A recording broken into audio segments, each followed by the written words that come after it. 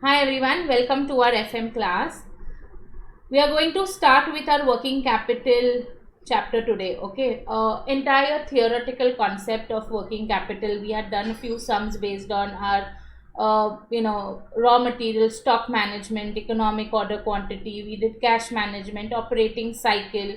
We have done debtors management, receivables management. Everything was there based on all the entire chapter. All the practical questions were revolving on the assets which were current in nature. Okay, now the main theory for working capital, and quite a few questions are asked from here. Now, what is working capital? As we all know, working capital is nothing but our current assets subtract our current liabilities. This is known as our net working capital. Okay, these assets and liabilities are determined and defined as current. Why? Because they are expected to be realized or paid within a period of 1 year. It helps your operation. Okay, these assets are related to your operation on year to year basis. Your daily operating cycle, your normal operating cycle are those assets which are going to help you achieve that particular operations. Okay, apart from this, we have all fixed assets. We have land and building, we have plant and machinery. Those are fixed assets. We have also fixed liabilities, like we have bank loan, we have share capital, we have debentures. But current liabilities are those which are primarily to be paid or in that particular year of your operations, right? So current assets, it is an asset when it is expected to be realized or intends to be sold. If you have stock, it is to be sold or it has to be consumed in the normal operating cycle of the entity. 3 months, 6 months, 1 year max. Okay, the asset is held primarily for the purpose of trading. It is expected to be realized within 12 months after the reporting period. It is cash or cash equivalent, which is also current assets. Okay, so when I talk about current assets, there are 4 main heads. I'm talking about inventory, which is stock. So stock of raw materials, work in progress, finished goods, all 3. Receivables, trade receivables, bills receivables. Cash and cash equivalent includes the short-term marketable securities. And we have prepaid expenses, the 4 heads of current assets. Okay, important. In current liabilities, it is expected to be settled in that operating cycle, paid. Okay, primarily for the purpose of trading, we have this liability. It is expected to be settled within 12 months after the reporting period. Okay, so we have creditors. Okay, we have bills payable. Okay, trades payable, which is bills payable. Okay, so the difference between your assets and liabilities, this current asset and current liabilities, is known as net working capital. Okay, now what all is related to net working? Significance of working capital, importance to have an adequate working capital. What do you think? If you will not have an adequate working capital, if you will not have enough current assets and enough, if you will not have proper current asset corresponding to your current liabilities, what can happen to an entity? We can meet the short-term obligations. Yeah, they will not be able to fulfill their short-term liabilities or their short-term obligations. Okay, that is where they will face the difficulty in payment of their salary or their rents or creditors, trade payables. They will have an issue if they will not maintain a efficient or an adequate amount of working capital in their hands. That is why we have our operating cycle in that manner, that okay, today I have sold goods on credit, I have provided certain amount of credit period to my debtors. That is going to get realized in 3 months. I am going to make the payments to my creditors, and that is how I keep myself operating constantly, cash coming in, going out. Okay, working capital. So it is it is an essential task of the financial manager, finance manager, to ensure that there is an adequate working capital in the organization, not too large and not too small. Because if you are having too much of working capital, so basically you're holding on to the stocks, you are having more of cash component. If you'll keep keeping that cash component in your bank, that cash is not going to grow by itself. Okay, so even too high working capital is also not very good for an organization. Too small is also a problem because you will not be able to meet your obligations. Okay, so it is important to maintain a proper working capital. See that the funds are not lying idle, stocks are not getting wasted, not getting spoiled if they have a small shelf cycle, shelf life. Okay, if they are perishable in nature. So over capitalization, under capitalization, both should be avoided. So this is important, you all can read this. Why do we need adequate working capital? Adequate working capital, the other word is nothing but optimum working capital. Okay, if a company's current assets do not exceed its current liabilities, obviously it will run into trouble. Therefore we remove this current ratio. Current ratio is nothing but current assets upon current liabilities. We have done this. Okay, so current assets upon current liabilities, we test how much is the ratio. We generally say the standard ratio is 2:1. From that current assets, we also check the liquid asset test ratio, which are quick assets to current liabilities. That also should not be less than 1. Quick ratio, quick assets upon current liabilities, which should be not less than 1. Okay, because this all is important, because when an organization tries to secure some finance for their working capital, all these ratios are the ones which become like a norm for considering how much payment can the bank extend as a loan for working capital to that company. Okay, so there are analysts who see these ratios. They have to understand whether they are maintaining an optimum working capital with reference to the circumstances and operations which they are doing. Now, types of working capital. Okay, very easy. First is there are many types but very simple. First is your initial working capital. Now, what is initial working capital? At the time when you commenced your business, you must have kept some amount, which is required. That tomorrow if I have to go and buy some goods, I will obviously need to have some cash. Okay, so the amount of initial at the commencement of the business, that is known as your initial working capital. Then is your regular working capital. This capital is generally remains invested in the business for successful operation. Okay, so it supplies funds necessary to meet the expenses like purchasing of raw materials and payment of wages, salaries, etc. Regularly this is always available, that portion of cash, or I'll say liquid asset. Okay, your quick asset. Then you can have your fluctuating working capital depending upon your seasonal requirements of the business. Okay, during your season when there is a lot of sales and turnover happening, yes, of course your working capital needs will be higher. Okay, at the time of non-season it will be low, so the requirement of working capital can change, and therefore it is known as fluctuating working capital. It is based on the volume of your production and turnover, your level of activity. Then reserve margin working capital. Okay, now that is that amount which you always keep aside to meet up your contingencies. Okay, so contingencies can happen anytime. Okay, you really don't know as to what contingent or unpleasured event might just occur. Okay, so for that, if you need to meet those, that is known as a reserve. You keep that amount to meet your contingencies. Like how we keep amount in reserves and surplus. That reserves and surplus amount is kept where? In the bank. Okay, so you have some amount which is kept for unpleasant occurrence of events like floods, earthquakes, etc. Then you can have a temporary working capital. Okay, all these types are important from your exam point of view. So temporary and permanent working capital. Now see what happens is the operating cycle. How is your operating cycle? Like you purchasing your raw material, you are getting a credit facility. Then that raw material you are transforming into finished goods, and then you are selling.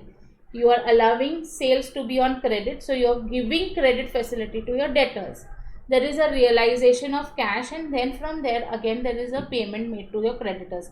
So depending upon the operating cycle, your working capital will also be calculated or based on your operating cycle.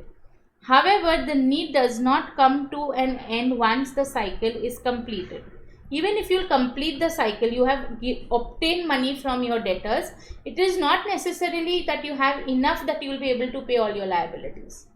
Okay, it continues to exist. To explain the continuing need of current assets, a distinction should be drawn between temporary and permanent working capital. So there are organizations, okay, who keep a working capital permanently fixed, that this much will be there only. Apart from that, it will keep changing depending upon the operating cycle. So say my working capital is 20,000 rupees. Out of that, 50% is fixed.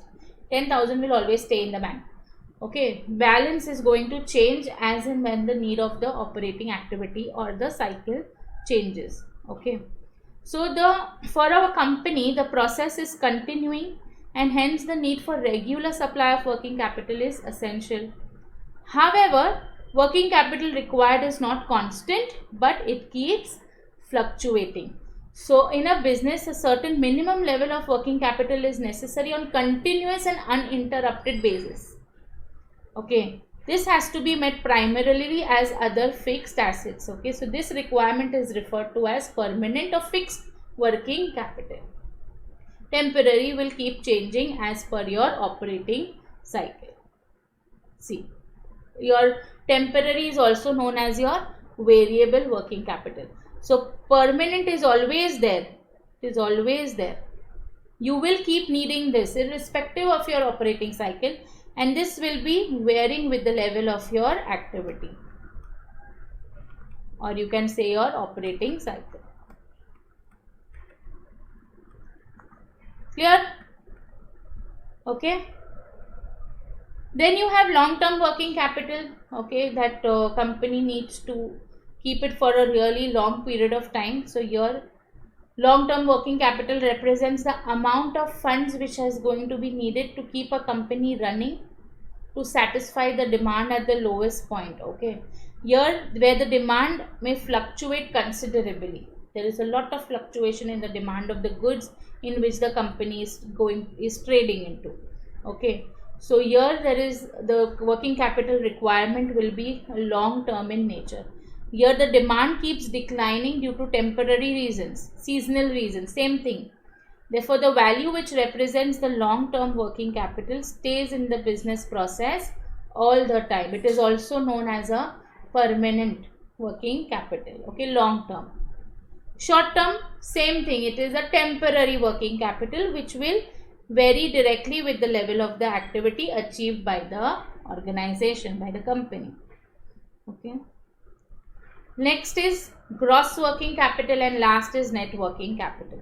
So gross working capital refers to the firm's investment in current assets. How much money is blocked or invested in the current assets. Okay, and those assets which can be converted into cash with an accounting year and includes cash, short-term securities, debtors, bills receivable, and stock. That is your gross working capital. But from that you have to make payments to your current liabilities. That will give you your net working capital. Current assets minus current liabilities. Clear till here? I'll move ahead. Yes, ma'am. Yes, ma'am. Okay. Now, determinants of working capital is nothing but the sources from where you would actually determine an amount of working capital you need, and how will you finance it. So maintaining adequate working capital is very important to that level of current assets and liabilities which you have to maintain, and then financing of working capital you will decide based on that. Okay, so you have to plan and compute the working capital requirement. Okay, once it is computed, you will have to understand that how it should be financed.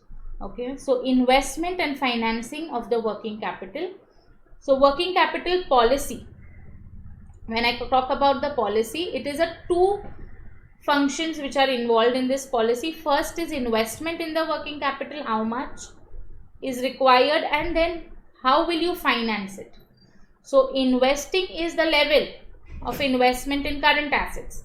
How much fund has to be tied up to earn, basically carry out all the activities and fulfill the objectives and goals. Okay, effectiveness of the fund. And financing is considering with the arrangement, how will you raise this particular funds. Okay. Now, approaches of working capital investment. Now, working capital means investment, means the policy which we just spoke about, investment and financing. Okay, now how will you determine your working capital amount invested? How much is your working capital? So there are certain organization, based on their decision, you have three types, okay, which will basically show you the amount of working capital investment. Either your organization is aggressive in nature, or they are conservative in nature, or they can be in middle, moderate. So if you are very aggressive in nature, what happens here is there is a very minimal amount required in current assets. Why? Because they don't hold on to stocks. They keep selling the stocks fast. Inventory level of holding is very low. Second, they do not, they don't keep that much amount of cash balance. Their policy where they provide credit facilities to the debtors are also very rigid.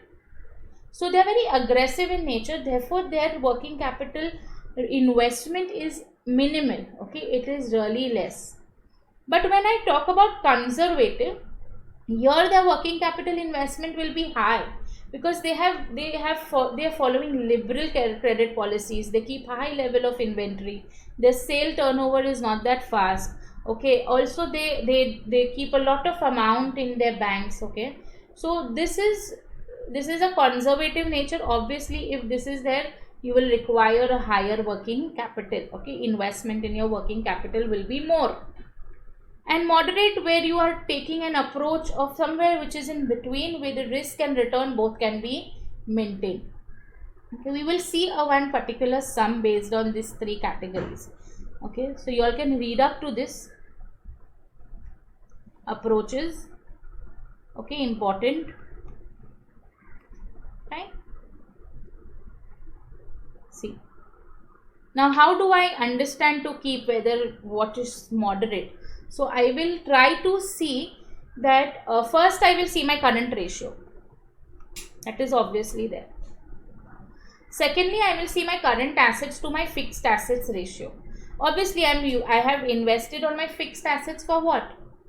If I am having today plant and machinery, or I am having a building, furniture, etc. Okay, I'm having an office. Okay, so I'm having for what? For operations. I am using that. It is fruitfulness for the years to come. Okay, so I'm operating based on my fixed assets. So my current assets to my fixed assets ratio is nothing but it is equal to, we have done this in accounts, current assets upon fixed assets into 100. Okay, so the finance manager is required to determine an optimum level of current assets so that your shareholders' value is maximized. Okay, so the firm needs fixed and current assets to support a particular level of output. The firm output and sales increases, the need for current assets also increases. Generally, current asset does not increase in the proportion of the output. Okay, not necessary. Current assets may increase at a decreasing rate with the output also.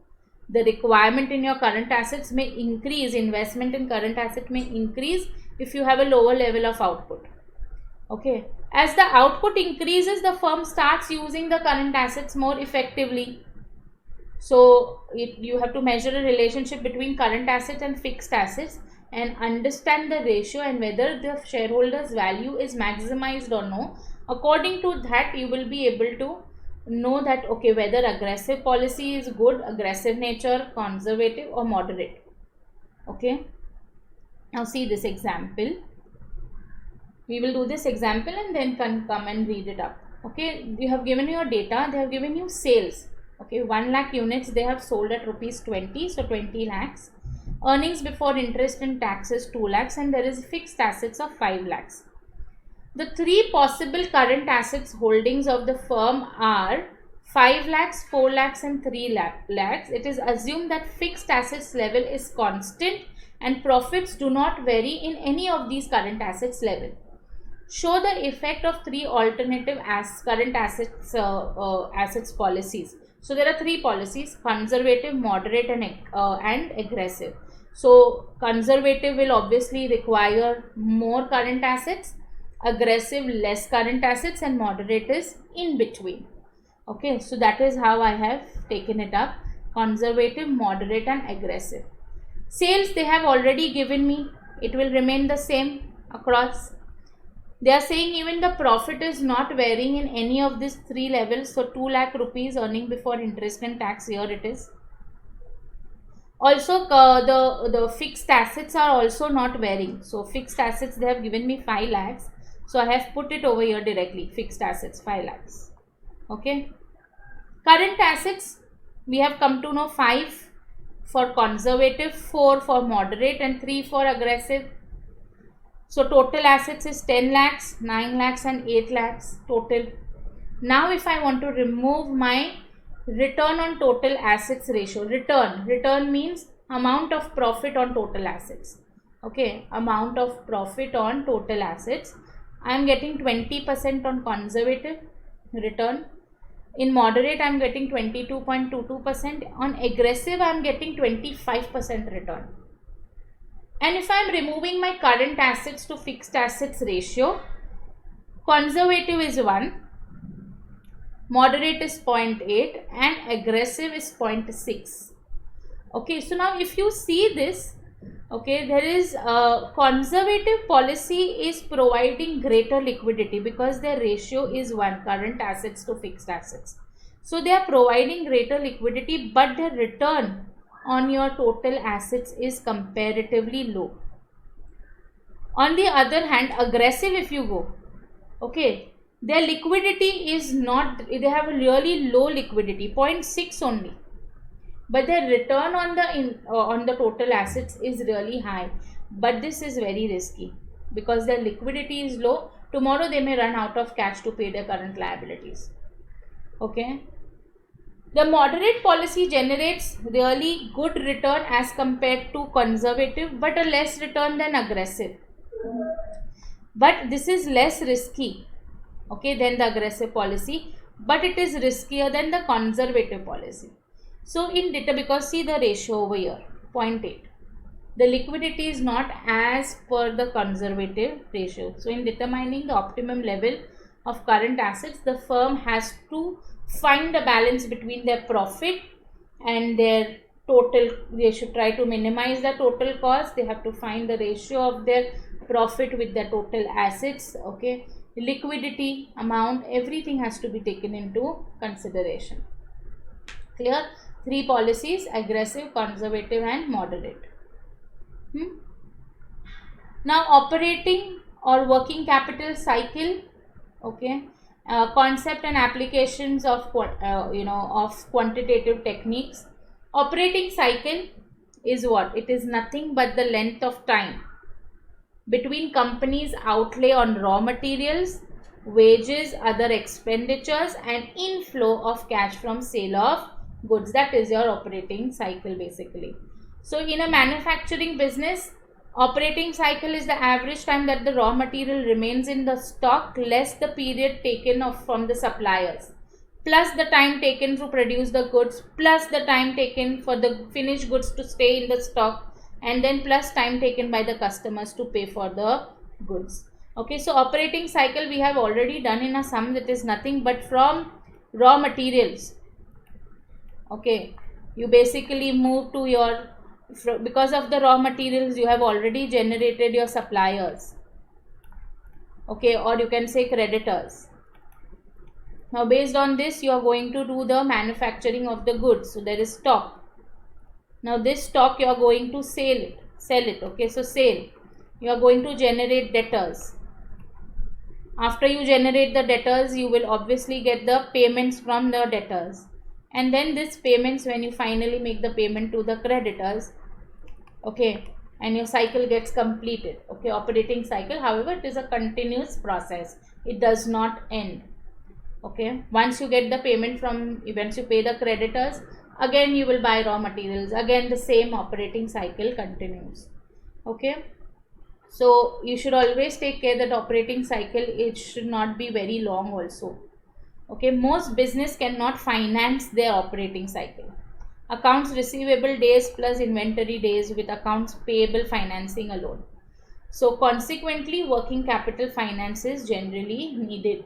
Okay, it's not really possible for all the organizations, especially even in this manufacturing concerns.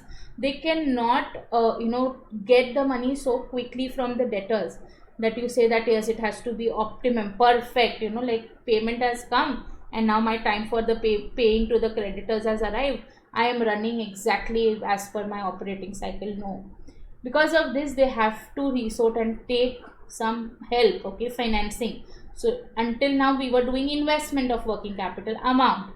Now we need to understand and take the financing of my working capital. Okay, so financing, there are sources of permanent working capital. First source is your owner's fund. Okay, the main source. Okay, so generally your stock, your equity shares, etc., they are the ones who help you maintain the permanent working capital in the business. Okay, there is no burden for repayment. These funds can be retained in the business permanently. Permanent working capital provides more strength to the business because you are having those funds always kept with you. Another source of working capital is bond financing, but it has a fixed maturity period. Okay, ultimately repayment has to be made. Term loan from the banks or financial institution, and short term borrowing is also a source of working capital on permanent basis. On an average, generally you will find organization taking short term working capital loans from the banks, which are known as bank ODs, overdraft facilities. Okay, now sources of variable working capital. Sources of fixed working capital we did, permanent. Now variable working capital is how it changes with your operating cycle. So obviously your trade creditors are the first one, because they have already provided you a credit time for making the payment, which now you are going to keep it with you, use it. You are going to use those raw materials, convert them into finished goods and sell it, and then get the payment from the debtors, make the payment to the creditors. So obviously trade creditors are there. Bank loan, temporary working capital, yes, from 30 days to several months. Again, this is a bank OD facility which is there. Okay, so I think in long term, for permanent working capital, it is properly in the form of short term loans, 2 years, 3 years loans, and not overdraft facility. Anybody knows what is an overdraft facility? Yes, ma'am. What is it? It is given for current account holders, ma'am. Even if they have like zero balance, they can use up to a limit, ma'am. Like depending upon their credibility, a bank will give an overdraft limit for them. Exactly, like how you have your card, your credit cards. To You be first fair, do like- the shopping, right, and then you get the bill, and then you make the payment, right? It is basically the bank making the payment first on your behalf, and then later on you making the payment to the bank. So same thing here, current account holders, they get overdraft facilities, which are what they will get say some lump sum amount, which is as per their eligibility, rupees 10 lakhs, to use in their OD facility. Okay, so tomorrow if that particular company wants to go ahead and buy some raw materials and make the payment immediately, he's not got that credit facility, etc., something, or wants to pay salaries, wages, he can keep removing from here. So say he removed on 1st of October 22, he used some 5 lakhs rupees for a particular payment, and then in some 10 days, okay, he received this 5 lakhs from another debtor. So what happens is here, interest by the bank is charged on this 5 lakhs which he used only for a period of 10 days, because again the account is refilled back to its original amount. Okay, so interest is charged as per the number of days you are using that particular facility. Alright, so that is what OD facilities are. And short term loans for working capital are the loans which are just given wherein you have to pay your EMIs, and it is there for a period of actually 2 to 3 years. They are renewable in nature. So bank loans are also there for variable. as well as for temporary working capital. Ma'am? Commercial papers, yes. How is cash credit different from OD, ma'am? Cash credit different from an OD. Basically, Are both the same? sorry. Are both the same, ma'am? Are they both the same or? See, more or less it is kind of being the same, but however, I really don't know in case of cash credit. Obviously, in bank OD also it is the amount only which is freely available for the company to use. Yes, So now that cash credit is some new term which is being used, I am really not sure. I'll have to look up onto it. I can get back to you on that. But yeah, so but bank OD it functions in the same manner, no? Like if you say cash credit is what? It is a cash which is given as a credit by the bank for us to use, yes, ma'am. even if you have a zero balance. Yeah, yes. Okay. Then you have commercial paper. Now commercial paper is a money market instrument. Okay, it is a short term money market instrument. It is issued in the form of promissory notes for a fixed maturity. So it will be a short term money market. Short term means between 90 to 180 days. Okay, so it is for a short term financial requirement of a company, and they are very safe kind of papers. Okay, safe kind of security. Depreciation is also a source of working capital because depreciation is actually a non-cash expense. So you can remove that much of amount and you can have invested in as a sinking fund method we had done. Okay, then so that you can have that amount left, that money is there. No, it is actually not to be paid to someone. So your depreciation is also a source of working capital. Tax liabilities. Tax liabilities is actually your yearly tax is something which you pay at the end of the year. So that tax amount is deferred in nature. So your deferred tax payment is also a source of working capital because tax is not paid on day-to-day basis. Even if it is GST, it is paid on your monthly basis based on your filings. Okay, that also when you are going to do the filings, your filings are quarterly, your half yearly, yearly, that depends. Okay, so tax liabilities are also a source of working capital. That money is there with you to use. And other miscellaneous sources are dealer deposits, customer advance, etc. Now, what is a working capital leverage? Working capital leverage is nothing but just we did not return on investment. Okay, your working capital, impact of your working capital is your working capital directly impacts your profitability. Obviously it will affect your profitability. If you are keeping a higher working capital, you are holding on to stocks, your sales will is not that to that extent wherein your profit can increase. So working capital of a company has a direct impact on the profitability. So return on investment is also impacted. That is your working capital leverage. Okay, so efficiency in working capital is very, very important. So now they have given us some ways to improve the working capital position. Now I will just go through the headings, but first we will read this. Working capital is a highly effective barometer of a company's operational and functional efficiency and effectiveness. Of course, the better its condition, better position of the company, it is to focus on developing its business. So by addressing the drivers of working capital, in fact, a company is sure to reap sufficient operating cost and customer service improvement. Okay. Now, liberating the billions in cash trapped as balance sheet is easier than one may think. Dell Incorporation, for instance, lauded for overall strong corporate management and working capital performance, builds a computer only when it has received payment from an order.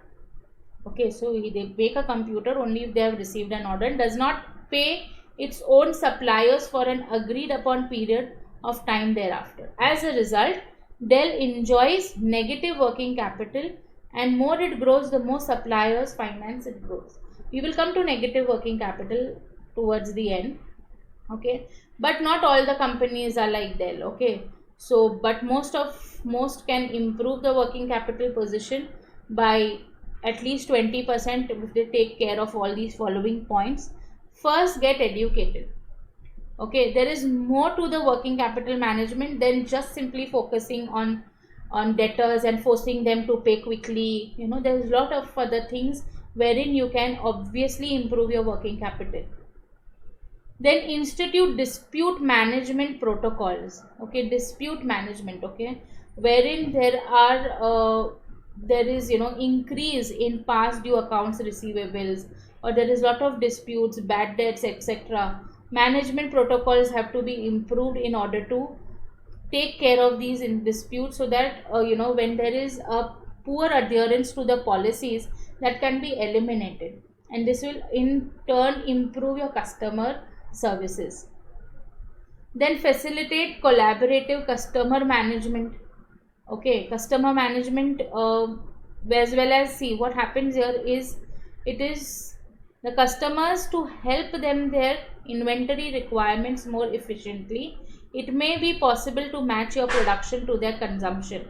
So if you can help your own customers with the manner and the amount of production as and what they require, obviously your working capital will also improve, because you will be also producing, your level of activity will become optimum. Okay, the moment that becomes optimum, your entire cycle becomes better. Educate personal customers and suppliers, your people, your staff, your customers, your suppliers, about the adequate working capital. Agree to formal terms with suppliers and customers, document them all carefully. Don't forget to collect your cash. Then you don't know, only you have received the invoices, you have generated, people don't know what is happening around you. Steer clear of arbitrary up down targets. Okay, 10% reduction in working capital means try to have an adjustment, up and down targets for your working capital, okay, for each division or each product activity. Establish targets that foster desired behaviors. Okay, so give incentives, discounts, etc. for quick payment, all that. Do not assume all answers can be found externally. Okay, this all you can just read. Before approaching existing customers and suppliers to discuss cash management goals, fully understand your own process. Okay, discuss your poor payment process also, if any. Approximately 75% of the issues that impact the cash flow are internally generated itself. Treat suppliers as the way as you would like customers to treat you. Okay, so these are certain topics which you can just read it up. Okay, not that very important. Now coming to the banking norms. Okay, what do the banks see? If I'm talking about financing of my working capital, so what are the aspects of working capital management, and in order to take up funds from the bank, what all are they seeing? Okay, banks normally provide working capital finance to hold an acceptable level of current assets, which is what your raw material stores, stocks in progress, finished goods, sundry debtors. Okay, for achieving a predetermined level of production and sales. So what all are discussed, okay, as per your requirement, what all they see? They see your raw material, how much raw material as per your activity or unit or whatever you are producing, the process of converting your raw material into finished goods. Okay, from what is that, and what are your different sources for purchasing of the raw material? Okay, how is the procurement happening? Where are you storing your raw material? How much money is blocked in your raw material? Everything is taken into consideration. Then work in progress. How quickly are you able to convert your raw materials into a finished product? The time taken, the amount of other things involved. Okay, payment of wages, etc. What all is involved in converting your raw materials into finished goods? Then finished goods in the next stage. How much funds are blocked in that finished goods inventory which you have kept with you? Sundry debtors. When goods are sold and not realized in cash, obviously we have debtors generated. So what are the credit period you are providing? 3 months, 2 months. Okay, are you charging any interest after non-payment? Any kind of discounts you are providing? Expenses. 1 month's total expense, direct, indirect, whatever is your expense, your rent, salary, etc., which is affecting your operating cycle. Trade credit. Okay, received on purchase reduces your working capital funds requirement and has to be taken into account. And any advances, okay, received along with the purchase orders. You have received any kind of advance, or you have made a prepaid There is a prepaid expenses that also the banks look at. So see this. Parameters of your operating cycle, the working capital of a unit. So they have 1, 2, 3, 4 things, 4 important things we have in our assets: raw materials, stock, finished goods, sundry debtors. Okay. So in amount they have given a monthly consumption, that is weeks. Cost of production for period of processing is 1 week, rupees 100. Month's cost of production required to be stock, and month's cost of production in case of sundry debtors. And then you have expenses. So total if you see, it is rupees 500. From that, trade credit on month's purchase, you have to make payment to your creditors. So that is rupees 200. So your actual working capital is 300. But bank is not going to give you entire 300 towards your working capital. Okay, you will also have to keep your stake, your margin. Okay, so depends on various factors like saleable quality of the product, durability, price fluctuation, market environment, business strategies, etc. So now how do you understand that how much payment a bank should do? What are the norms which have been laid down? Okay, so there are certain different committees of RBI which were set up for working capital management. So when these commercial banks, they grant working capital by way of cash credit limits, overdraft facility only, and are major suppliers of working capital to trade and industry. Okay, so what are these study groups? What have they suggested? They have given us, and this is very, very important. Okay. So first one is your Heja study group. Now to control, basically this is all theory, you have to read it, only you have to remember. To control the tendency of over financing by the banks and diversion of the bank funds, this particular study group, it was constituted in the year 1968 under the chairmanship of V.T. Heja. Therefore it is Heja study group. They made recommendations for banking system to finance industry on basis of the total study of the borrower's operations. Study their operations completely rather than the security which they are giving. Don't go on what security they are giving against the loan. Study their operations. Credit applications should be appraised by the bankers with reference to the present and projected total financial position which they are showing in their cash flow analysis. The recommendations given by the Heja Committee could not be implemented further in view of unprecedented inflation during 1974. The demand for bank credit rose sharply. Okay, so this particular study was half. Okay, understood that we are supposed to see cash flow analysis, we are supposed to see the borrower's operations and not the security, but how much should a bank provide? Okay, that was then solved by the Tandon Committee. Okay, although the above recommendations were implemented, but no improvement was there. So RBI appointed another committee under the chairmanship of Shri P.L. Tandon in 74 itself, and this is what they have given as a structure of lending. Okay, so this is very, very important. So the Tandon Committee says that there are maximum permissible bank finance which has to be calculated. Okay, so now various type of companies require this working capital. So there are companies which are of A category like your Tatas, Reliance, okay, many other type of companies. Then you have certain companies which are of C categories, wherein you will see there are that is a loss making company, and some companies which are falling under B category, which is not as big as Ambani's or Tata's, but it is somewhere in the middle, and they also require working capital. So now how will you address their financing of the working capital? How much are you going to provide? So there are 3 methods which have been given. First method of maximum permissible finance limit is very simple. You calculate your net working capital, which is current assets minus current liabilities. Take 75% of that. Simple. First method. Okay, that will be your maximum permissible bank finance. Maximum, banks cannot go beyond this. Maximum.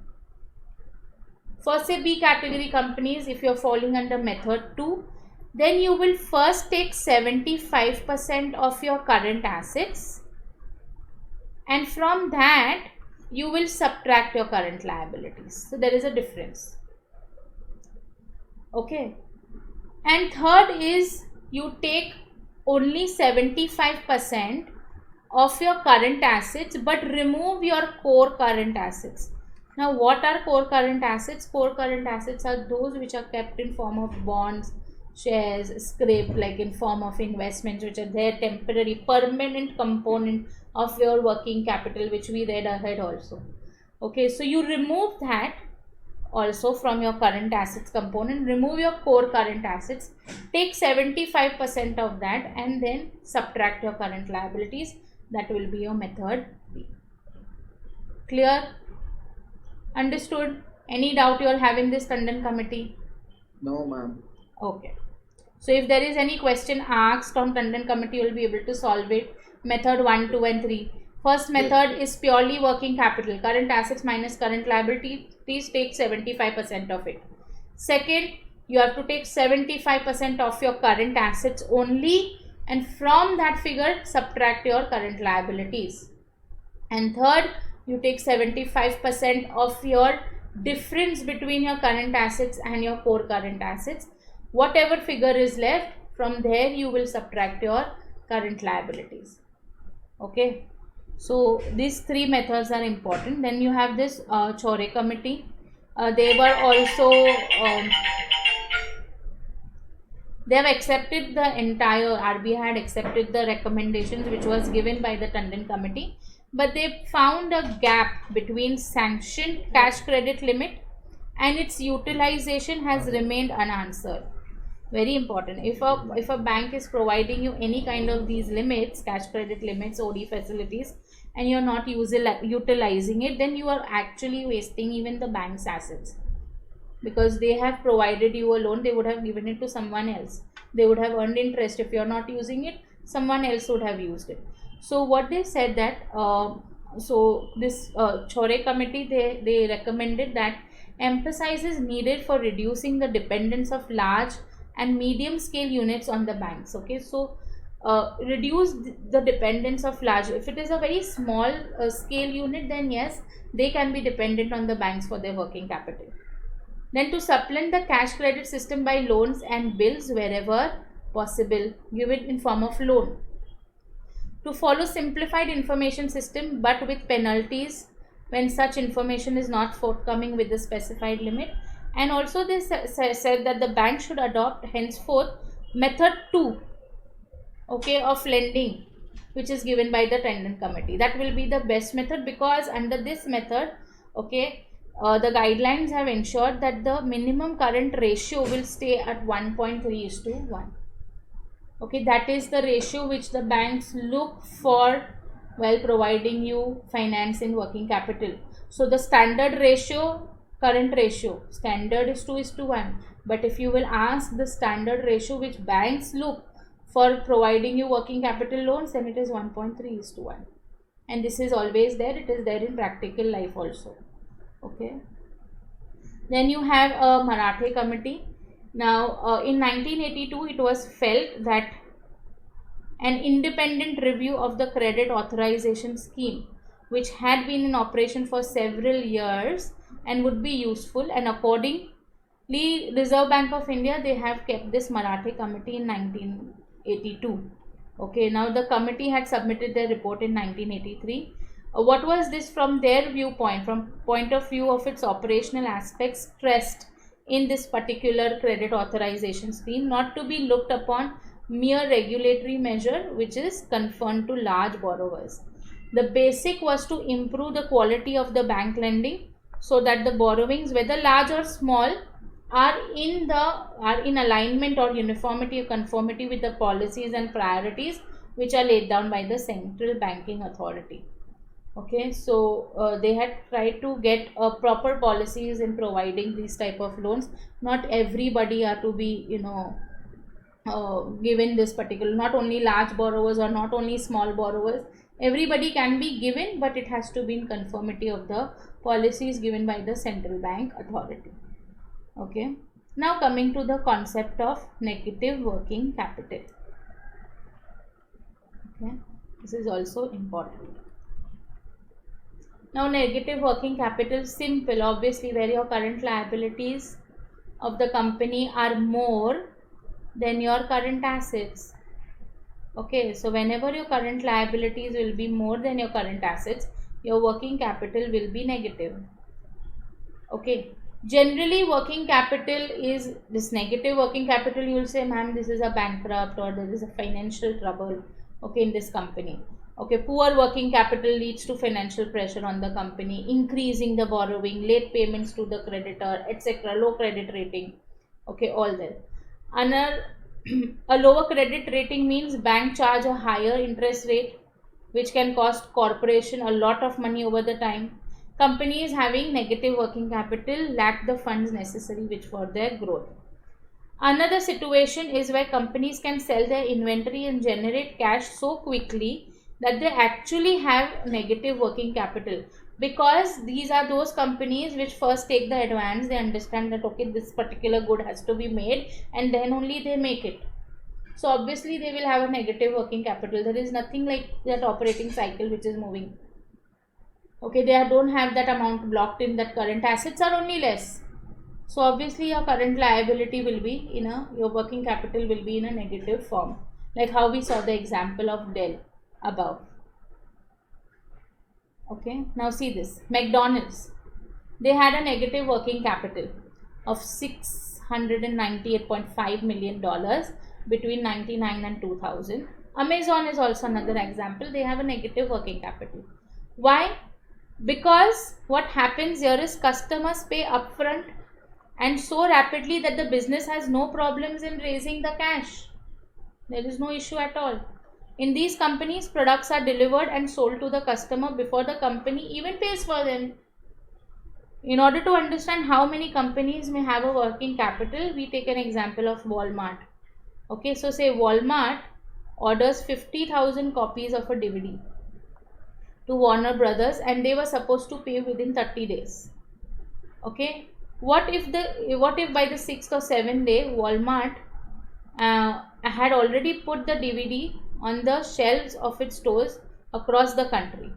By the 20th day, they may have sold all the DVDs, complete all these 50,000 copies. Here Walmart received the DVDs, shipped them to stores and sold them to the customers. They've already made the profit. All before they paid to the Warner Brothers. Okay, so if Walmart can continue to do this with all of the suppliers, they really do not need enough of cash to hold on to, or there is no accounts and for that accounts payable. So there is nothing which they really need to do. They have already sold it and now they have the money to pay it. So that is how it is. Okay, so it can be that working capital is not necessarily a bad position. It can be a sign of managerial efficiency of the business wherein they keep a low inventory and accounts receivable. Okay, now strategy for inventory management, this is all which we have done in the sums. Okay, inventory management, EOQ level, optimum order quantity level, in which we had calculated carrying cost, ordering cost, stocking cost. Okay, managing the inventory level, which is an EOQ model. So you have this EOQ, which is square root of A into O upon C. There is one sum which they have given on that. Then receivables management. Okay, this is receivables are near the terminating point of the operating cycle. Okay, they are the ones where your operating cycle actually is ending.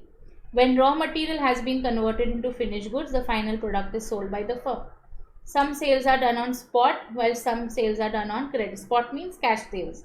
The extent of credit sales varies from industry to industry. Period of credit also depends. So the firm has to have their sundry debtors in a manner wherein they have such policy for payment of the debtors that they are able to operate their working capital cycle in a normal manner. Okay, see to it that there are not much bad debts. Now, what are the factors which determine this credit policy for the debtors? First one is the effect of credit on volume of sales, amount of sales they have taken, credit terms, cash discounts if any, policies and practice of the firm, paying practices and habits of the customers, firm's policies and practice of collection. Okay, if they have a laid back collection, then the operating cycle will go further, and then that will lead to a mismanagement or inadequate working capital. Control of bad debts. Okay, it is a very important part. Controlling the working capital or current assets of the company. Okay, so whenever you are following a credit policy and that is leading to bad debts, you should definitely keep a check on it. Try to see that then your credit policy is reducing. If you know that particular creditor, he has got good terms with you, you are giving him a 90-day and above or 60-day and above facility, it's fine. Okay. Then cash management, the various forms of cash holding. Okay, cash is the most liquid asset. It is the quick asset which is kept in the firm's bank account. Okay, so one way you keep the cash is for constantly day-to-day activities which you want to do. Some cash you are keeping it into for into any kind of investment which are going to mature quickly. Okay, short-term investment levels. So that is your motives of holding cash. One is your transactional motive, so that you can do your buy, sale, whatever transaction, purchasing of your goods like plant and machinery, raw materials, rent, wages you have to pay. One purpose of holding the cash is your speculative motive.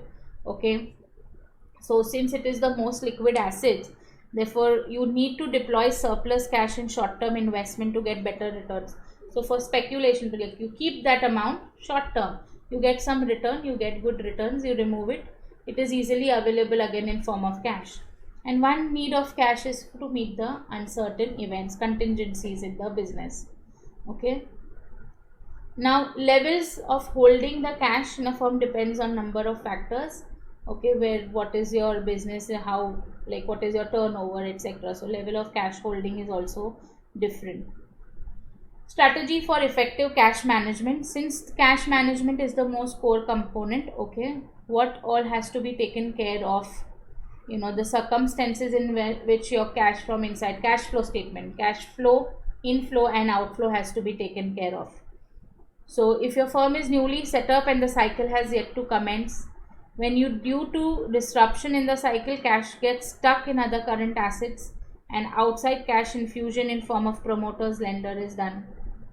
Okay, so you have to do a realistic cash forecasting, speeding up your collections, spreading out your payments, delay in the payments. So you will have a proper cash management if there is a crunch in your cash. Okay. Now definitions, functions of factoring services. Now what is a factoring services? It is firstly a financial service. Okay, what does a business entity do is they sell their trade receivables or they sell their entire debtors to the third party at a discount and they raise the funds, like how you do bill discounting, but however this is a little different from bill discounting. So if the entity has these many debtors, 100 debtors, they just go to the factor and they sell the debtors or trade receivables. They get they deduct their they put a reserve amount for themselves. They deduct that much, say from 100 rupees. Okay, they deduct 20 rupees and they provide me 80, and I have already sold it to them. Okay, now this can be with recourse, without recourse, depending on your agreement with the factor. With recourse means if there is a bad debt, factor can come back to you. Without recourse means if there is a bad debt, factor is the one to bear the bad debt. Okay, now these services are these factors are known as financial service providers, wherein they have just not only taken the debtors. Okay, they are now going to do the entire services relating to address everything based on that debtors. Okay, fine. Now 3 months have passed for this debtor, payment is due, we have to make the calls. So entire follow up, receiving the payment, okay, everything is done by them. So they are the ones who do the maintenance of the debtors also. They provide you entire services. Okay. So bank, financial institutions purchasing the receivable is known as a factor. So if that bank is providing you factoring services, it is known as a factor bank. Factoring may be with or without recourse. With recourse means that even of the bad debts, bank can approach the supplier. Without recourse, bank cannot approach the supplier. Though the purchase of book debt is fundamental to the functioning of a factoring, there are a number of functions associated with this particular financial services. What all they do? Okay, they are credit protection, they do, they encashing receivables, collateral functions like they provide loan on inventory, they provide loan on fixed assets or securities, they provide you open credit facilities, advisory services to the clients, etc. So factoring is really different from accounts receivable loans. What happens in accounts receivable loans is a loan which is secured by the firm's accounts receivable. You have hypothecated your accounts receivable, okay, or assigned your such receivables, and you have collected money from the in way of a debt. Okay, everything else is on your head only, collecting money from the debtors, everything stays with you. You have just hypothecated them, okay, and you have taken a loan. In case of factoring, this is an outright sale of receivables. You have sold it and you have taken money. Okay. Then factoring versus bill discounting is also different. Bill discounting is what? Under bill discounting, what do? You just go to the bank. Okay. So the drawer undertakes the responsibility of collecting the bills and remitting the proceeds to the financing agency. Right. So you just go and you discount the bill, you give them the bill and you take the money. So like the bill is invoices of 100 rupees, you discount it at 80 rupees, you are just taken that money and moved out. Now this 100 rupees stays with the bank. The collecting bank will approach the paying bank for the collection. Okay. So whereas under factoring agreement, the factor collects the client's bills. Okay. Moreover, bill discounting is always with recourse if there is a bad debt, whereas factoring can be with or without recourse. The finance house discounting the bills does not offer any financial services, unlike factor, which finances and manages the receivables of a client. Okay. Other techniques of control of working capital is fund flow statement. Okay, we have already studied what is a fund flow statement. Okay, it will show you the sources and application of funds, represents the movement of all assets and all liabilities at all times, which will give you positive working capital or negative working capital calculations. Then you have forfeiting services. Now how I do bill discounting in India? So if I am doing a bill discounting in international trade, it is known as a forfeiting services. So forfeiting is a form of financing of receivables pertaining to international trade. It denotes that the purchase of trade bills, promissory notes by a bank or a financial institution without recourse to the seller. Okay, without recourse. It is purchased and finished, over. Now the bank cannot go back to the seller saying that there was a bad debt on this particular bill or on promissory note. Okay, the purchase is in form of discounting, the documents covering entire risk, like how we have letter of credit, bank guarantee when international trade is involved.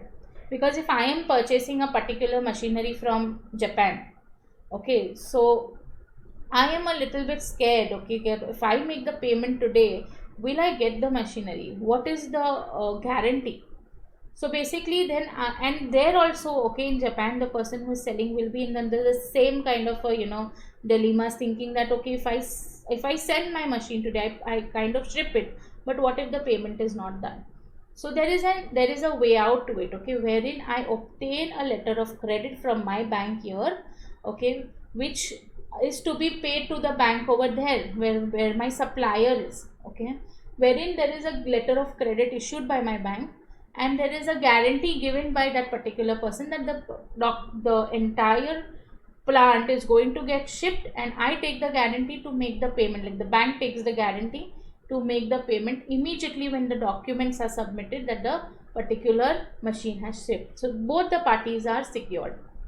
Okay. So forfeiting is also in case of international trade. If I have an international bill with me, I will get it discounted with that particular bank and payment is to be done in that particular country only. All the risk and collection problems, okay, are fully responsibility of the purchaser, that is the forfeiter, who pays cash to the seller after discounting the bill notes. The salient features of forfeiting as a form of export relating financing. Export, when you're doing exports. Exporter sells and delivers goods to the importer on deferred payment basis. Importer draws a series of promissory note in favor of the exporter, including the interest charge. Alternatively, exporter draws a series of bills which are accepted by the importer. Both the sides the bills are drawn. Then these bills and notes are sent to the exporter. Promissory notes, bills guaranteed by the bank, which may not be necessarily be the importer's bank, not necessarily same bank. The guarantee by the bank is referred to as an ABIL, defined as an endorsement by a bank guaranteeing the payment of the importer, because obviously I have sold the goods, I'm the exporter, importer has to pay, so importer's bank has to give me a guarantee. Okay. Exporter enters into a forfeiting agreement with the forfeiter, which is usually reputed bank. The exporter sells all these bills and notes at a discount without recourse. Nothing. Now you can't come back to me say that this is a bad debt. Okay, and I get the payment. I'm the exporter. I receive the payment.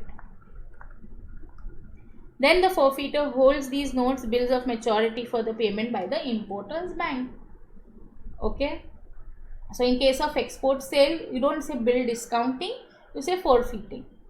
So forfeiting versus export factoring is again different. Okay, we can have export factoring also, wherein we are selling our bills receivable which are to be taken from another country to the factor, that is known as an export factoring. Okay, so here forfeiter discounts the entire value of the note, but the factor finances us between say 75%, 80%. Advance payment is done and retains a factor reserve which is paid after the maturity. Okay, so entire work of collection is completed and then some amount is to be paid to him after the maturity. The availing bank, which provides an unconditional and irrevocable guarantee, is a critical element. Obviously, in forfeiting arrangement, the importer has to give an irrevocable guarantee, unconditional guarantee for the payment. But in factoring deal, say if it is a non-recourse type, the export factor bases his credit decision on the credit standards of the exporter. You have given him the factoring services. You should have studied the credit standards of the exporter before giving him the service. Forfeiting is a pure financing arrangement, while factoring includes ledger administration, collection, etc. So a factoring can also give you these services without giving, you are not in need of advance. You have just given them this work of calling people, taking the money, collection, all that. Okay, administrating my entire ledger, debtors, that also work they provide. Forfeiting financial notes, bills arising out of deferred credit transactions spread over 3 to 5 years. It's like a loan. So these credit transactions are for a good period of time. And factoring essentially short-term financial deal. A forfeiter charges a premium for such risk, of course, because it is non-recourse. Okay. If there is a change or fluctuation in the foreign exchange rate, then who will bear? The forfeiter will only bear it. A factor does not guard against exchange rate fluctuations. Alright, so this is it with your working capital chapter. Any doubt you all have? You all have any questions to ask? No, ma'am. No, ma'am. Okay, so that is it. It is an important chapter from your theory point of view. So kindly complete this from my notes. Alright, thank you everyone. Bye. Thank you, ma'am.